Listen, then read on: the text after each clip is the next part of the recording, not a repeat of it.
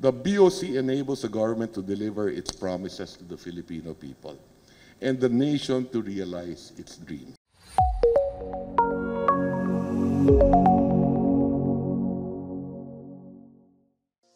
As the second biggest revenue agency, about 23 centavos of every revenue peso that will be raised this year will be collected by you. Pag nakadaan kayo sa kalsadang ginawa, that is your collections at work. Pag natanaw ninyo ang umuusbong na bagong real estate trend, take satisfaction in the thought that you've built the fiscal rail tracks on which they will run.